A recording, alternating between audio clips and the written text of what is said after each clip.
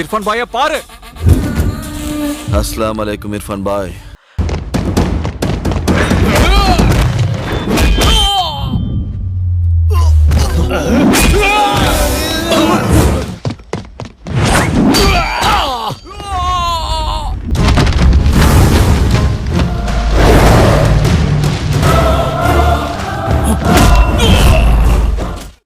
Halo sahabat, Assalamualaikum. Apa kabar? Semoga selalu sehat dan senantiasa bahagia. Terima kasih sudah subscribe dan selalu setia menyimak video-video SLMT-TV tanpa skip. SLMT-TV kali ini kembali hadir tentunya menemani waktu bersampai sahabat dengan alur cerita film-film pilihan. Kali ini SLMT-TV akan bercerita tentang sebuah film yang berjudul Tony.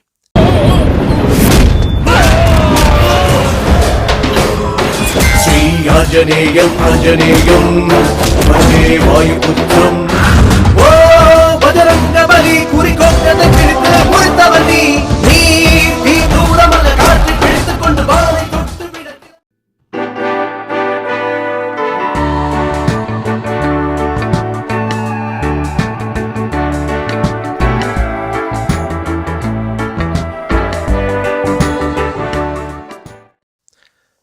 Tony adalah pemuda yang ditakuti oleh beberapa penjahat kecil karena ia mampu menghancurkan mereka sampai ke akar-akarnya hingga mereka berpikir berkali-kali untuk berurusan dengan Tony.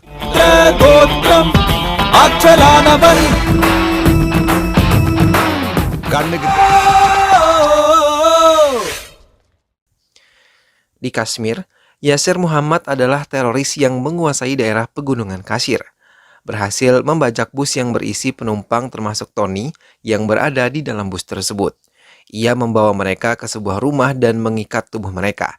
Dengan kejam mereka menembaki para tawanan mereka. Saat di rumah itu, Tony bertemu dengan seorang wanita yang menangis dalam keadaan gelap dan ketakutan mendengar tawanan lain ditembaki. Ia meminta tolong kepada Tony dan menciumnya untuk meredakan rasa takutnya. Hingga saat anak buah Yasir masuk, Tony langsung menghajar mereka dan menggandeng tangan wanita tersebut untuk berlari.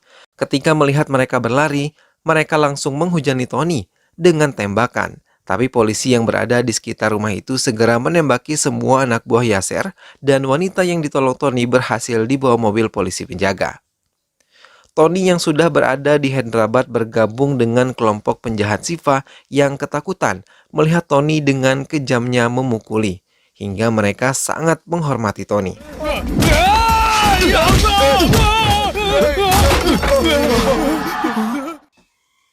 Wanita yang berhasil selamat di Kashmir melanjutkan hidupnya kembali sebagai perancang busana. Ia yang terkenal dengan nama Niharika sudah melupakan kejadian buruk yang menimpanya di Kashmir. Ia yang tinggal bersama Cira sahabatnya, Tony yang berhasil mendapatkan alamat Niha langsung mendatanginya, tapi Cita mengatakan Niha sedang menuju bandara. Tony kemudian langsung menyusulnya. Niha yang tengah menunggu Rakesh kekasihnya terkejut ketika melihat Tony berada di bandara. Niha malah mengenalkan Rakesh kekasihnya yang akan pergi ke Amerika dan akan menikah setelah kembali ke India.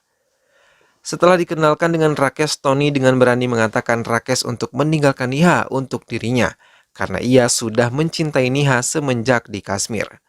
Mendengar hal itu, Niha terkejut dan merasa sedikit syok karena keberanian Tony. Tapi Tony malah menantang Niha agar memberikannya kesempatan untuk Niha jatuh cinta kepada dirinya. Niha tak habis pikir dengan tingkah Tony yang hanya pergi dan meninggalkannya seorang diri. Tony meminta kelompok Shiva untuk menakut-nakuti pemilik kontrakan Niha sekaligus menakut-nakuti Niha dan Citra agar mereka meninggalkan rumah kontrakan tersebut. Kelompok Shiva pun melakukannya dan Niha serta Citra terusir dari kontrakan mereka. Melihat hal itu, Tony segera menolong Niha mengantarkan mencari kontrakan rumah. Tapi karena sudah malam, maka Tony membawa mereka ke rumah yang telah dipersiapkan sebelumnya untuk Niha. Hingga keesokan harinya, Citra dan Niha sangat terkejut melihat keadaan rumah yang nyaman sesuai impian Niha selama ini. Niha yang sudah berteman dengan Tony menceritakan bagaimana ia jatuh cinta pada Rakesh yang merupakan anak Perdana Menteri yang ia temui saat ikut acara donasi untuk anak-anak yatim. Tapi Tony mengatakan kalau Rakesh dan ayahnya hanya memanfaatkan Niha saja. Mendengar itu, Niha hanya terdiam tanpa mempedulikannya. Rakes yang sudah kembali dari Amerika dijemput ke pulangannya oleh Niha. Tapi lagi-lagi Tony mengikuti Niha dan mengacaukan pertemuan Niha dan juga Rakes. Saat pulang ke rumah, Rakes kesal dan langsung memukuli salah satu anak buah ayahnya. Tapi bukannya membantu anak buahnya tersebut, ayahnya Barani malah menginjak leher anak buahnya hingga tewas. Rakes menceritakan kekesalannya dengan Niha dan ia ingin dengan segera memiliki Niha. Tapi ayah Rakes harus lebih bersabar karena mereka akan mendapatkan uang lebih dari Ajubai dan Irfan Bai. Rakes mengajak Tony untuk menemuinya. In a matter. Tony tetap meminta Rakes meninggalkan Niha, tapi Rakes malah mengatakan jika ia tidak bisa mendapatkannya, maka ia akan membunuhnya. Dengan sombongnya, Rakes mengatakan ia telah bekerja sama dengan Irfan Bai dan akan dengan cepat menghabisi Tony. Tanpa mereka sadari, semua pembicaraan tersebut terdengar langsung oleh Niha yang diam-diam berada di lokasi tersebut sehingga ia sadar siapa yang tulus mencintai hidupnya.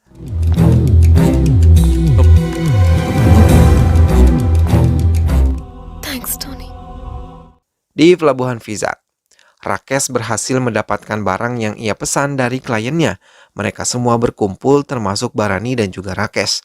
Di tempat yang berbeda, Niha sudah mulai mencintai Tony, langsung mengatakannya saat ia menelpon. Tapi Tony tiba-tiba tidak mau lagi mengangkat telepon dari Niha. Tiba-tiba Tony dipukul oleh beberapa orang dari belakang dan mengeroyoknya. Niha bingung mengapa tiba-tiba Tony tidak mau mengangkat telepon darinya. Ia selalu menunggu tapi dirinya tidak mengetahui Tony tengah dalam bahaya.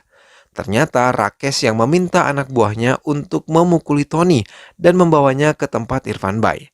Sampai di sana Tony diikat dan digantung di pengait tajam. Irfan Bhaiya pare. Assalamualaikum Irfan Bhai. Tapi Tony tanpa takut malah menelanjangi Irfan Bai dengan kesalahan yang dulu.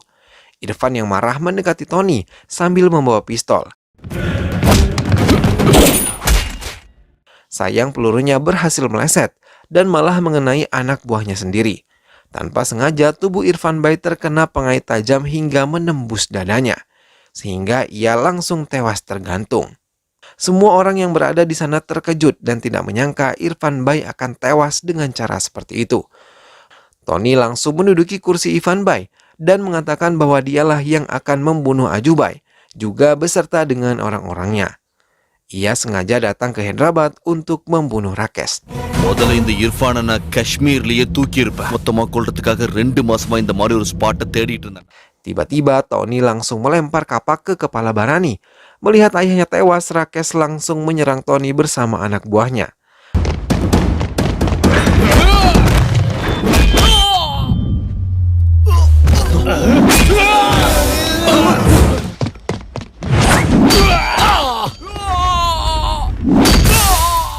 Tapi Tony dengan cepat mampu menghadapi mereka, hingga berhasil membunuh Rakes dengan satu pukulan palu besar.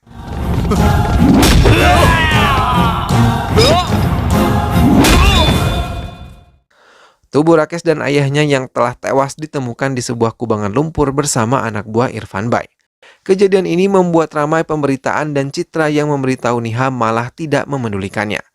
Semua mafia melaporkan kematian Irfan Bai kepada Ajubai, kakaknya. Mendengar kabar itu, ia sangat marah, apalagi mereka tidak mengetahui siapa yang membunuh Irfan Bai. Akhirnya Tony mau ditemui oleh Niha setelah menghindarinya dan menerima pernyataan cinta yang dikatakan oleh Niha. Polisi yang menyelidiki kematian Irfan Bai dan yang lainnya merasa kesal karena tidak menemukan titik terang pelakunya. Hingga 20 hari kematian mereka, polisi tersebut mendatangi rumah nenek Rakes dan mengabari yang terjadi. Seorang anak buahnya mengatakan kalau kekasih Rakes sekarang dekat dengan Tony dan akhirnya polisi tersebut menyelidiki rumah Tony. Seorang tetangga Tony mengatakan Tony sedang ke kuil, lalu polisi tersebut menyusul Tony ke kuil. Tapi ia sangat ketakutan ketika melihat Niha sedang berdoa. Ia segera berlari kembali ke parkiran. Saat di parkiran, Tony menusukkan sebilah bambu kepada polisi tersebut, tapi polisi itu masih bisa menghindari. Ia menembaknya hingga tersungkur.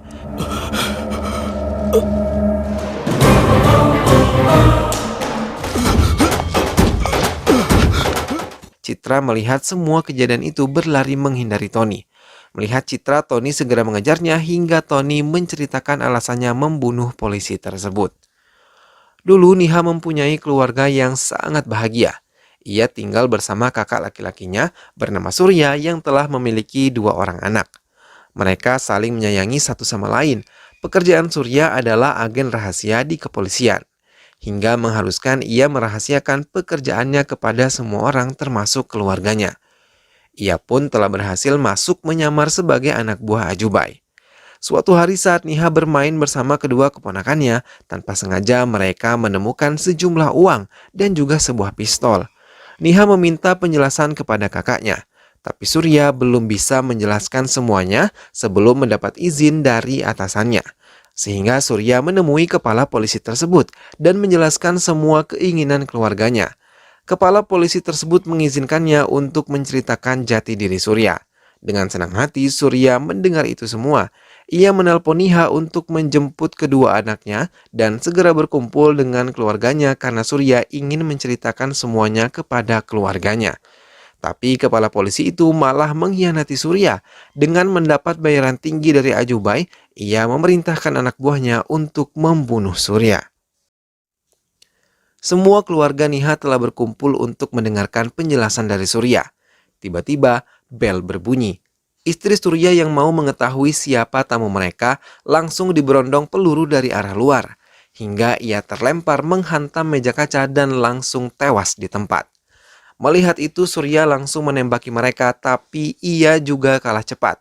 3 orang tersebut berhasil menembak Surya, kemudian menembaki semua penghuni rumah tersebut. Niha berlari membawa kedua keponakannya masuk ke dalam kamar. Ia memasukkan mereka ke dalam lemari sepatu dan mencoba untuk bersembunyi. Surya melindungi mereka dengan tenaga yang tersisa. Tapi ia kehabisan peluru dan akhirnya tewas di depan Niha dan kedua anaknya yang mengintip dari lemari. Sebelum Surya menghembuskan nafas terakhir, ia mengatakan bahwa ia adalah seorang polisi. Melihat kakaknya tewas di hadapannya, Niha mengambil pistol yang ada di kasurnya, kemudian menembak ke arah manapun. Tapi sebuah peluru berhasil bersarang di kepala Niha. Kemudian mereka pun menemukan anak-anak Surya dan membunuh kedua anak Surya tanpa belas kasih.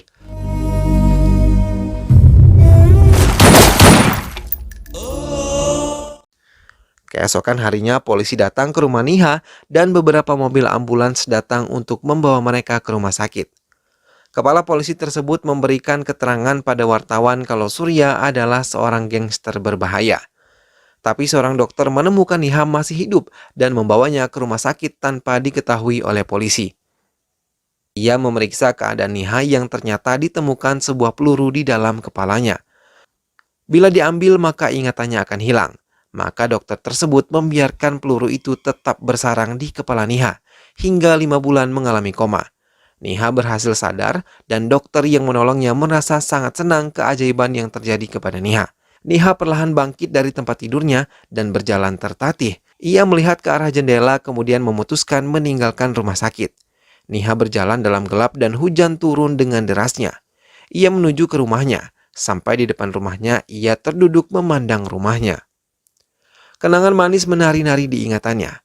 Kemudian kenangan buruk, pembantaian lalu membuatnya menangis dalam hati. Setelah hari ketiga, Niha melanjutkan perjalanannya yang tak tentu arah. Ketika ia melihat patung Dewa Hanuman, tangisnya menjadi pecah. Ia menangis sejadi-jadinya meminta keadilan untuk keluarganya. Ia menangisi hidupnya yang selamat seorang diri. Saat ia berdoa, tiba-tiba ia melihat Tony sedang mengejar penjahat dan memukulinya. Ia bertanya kepada salah seorang warga yang menjelaskan kalau Tony adalah pemuda bayaran yang bisa melakukan tugasnya dengan baik. Mendengar itu ada sedikit harapan di hati Niha. Ia memandang kembali patung Hanuman dengan penuh keyakinan. Niha mengikuti Tony dan menyerahkan satu tas berisi uang yang ia bawa selama ini. Niha meminta Tony menghabisi semua musuh keluarganya. Namun Tony menolak karena itu perbuatan kriminal. Selama ini ia hanya memukuli orang lain saja tanpa membunuh. Niha terus memohon agar Tony mau menolongnya hingga Niha berlutut dan memohon. Tapi Tony tetap tidak bergeming hingga akhirnya Nina meracau tentang pembantaian yang dilakukan terhadap keluarganya. Hal tersebut membuat Tony menghentikan langkahnya dan membatalkan niat untuk meninggalkan Niha. Niha menceritakan kalau peluru masih bersarang di kepalanya. Niha sering mengalami sakit kepala hebat ketika mengingat kejadian buruk menimpa keluarganya. Tony pun memulai pekerjaannya dan membunuh satu persatu dari mereka. Tapi kemudian Niha menghilang dari Tony. Dan saat Tony mencari Irfan baik ke Kashmir, Tony sangat terkejut ketika kembali bertemu dengan Niha di tempat sandera. Kemudian Tony memutuskan mengikuti Niha yang sudah melupakan masa lalunya dan bahagia dengan kehidupannya sekarang. Maka Tony memutuskan untuk tidak menceritakan semua masa lalunya kepada Niha. Karena ia tidak lagi mau melihat air mata di mata Niha. Tony mengakhiri ceritanya kepada Citra. Mendengar itu semua, Citra menangis sedih dan mengatakan Tony adalah pria yang tepat untuk Niha, bukanlah Rakesh yang dulu. Pendeta datang menghampiri mereka dan mengatakan tentang kecelakaan yang menimpa kepala polisi. Mereka kemudian sadar kalau Niha bisa dalam bahaya. Ternyata Niha lah yang menolong kepala polisi tersebut. Ia bahkan mengangkat video call dari Ajubai yang mau mengetahui keadaan terbaru Ajubai. Setelah menceritakan semuanya, Ajubai meminta Niha membawa kepala polisi tersebut ke rumah sakit kota. Niha menurutinya dan membawanya menggunakan ambulans. Sementara Ajubai kemudian mengerahkan semua anak buahnya lengkap dengan senjata mengejar ambulans yang membawa kepala polisi. Mengetahui kepala polisi itu masih selamat, Tony juga mengejar ambulans itu. Ia menabrakkan mobilnya dengan ambulans tersebut hingga pintu ambulans terbuka.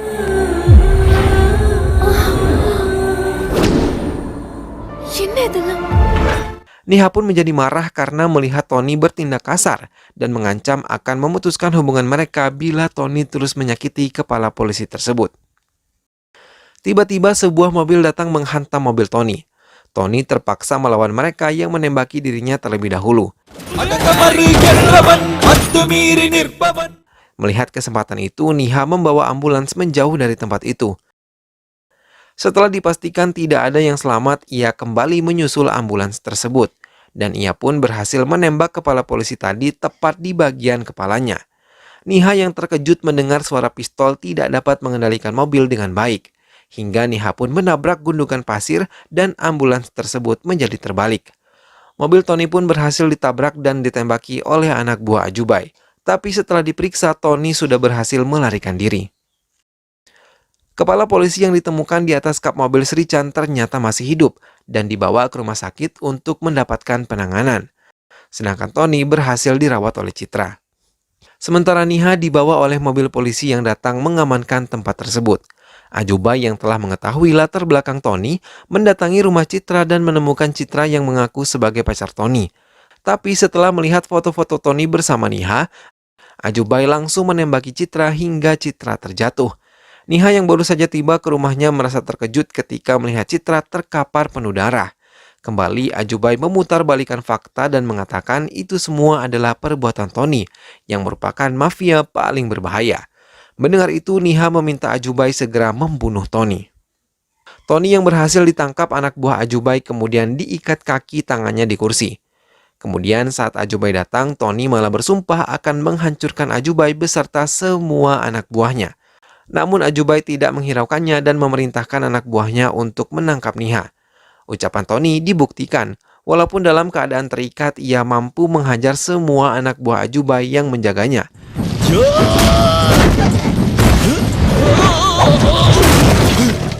Bahkan ia berhasil melempar 3 gas besar ke atas mobil anak buah Ajubai yang mau menangkap Niha. Hingga ketiga mobil tersebut menjadi meledak.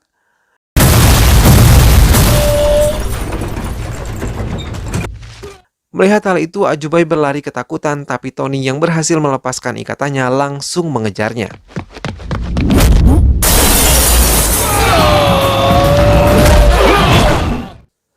Niha menyusul ke tempat Tony berada. Niha mengambil sebuah pistol yang tergeletak dan berjalan ke arah Tony dan melewati Ajubai. Niha tiba-tiba menceritakan kalau sesaat sebelum Citra menghembuskan nafas terakhir, ia bercerita kalau Ajubai lah yang telah menembaknya.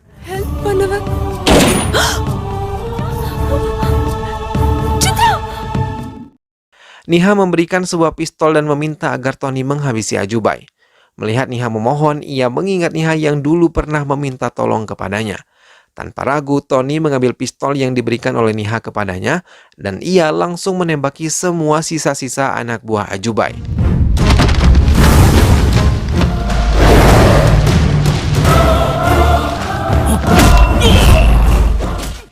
Saat mau menghabisi Ajubai, Tony mengatakan latar belakang Niha yang merupakan adik dari Surya.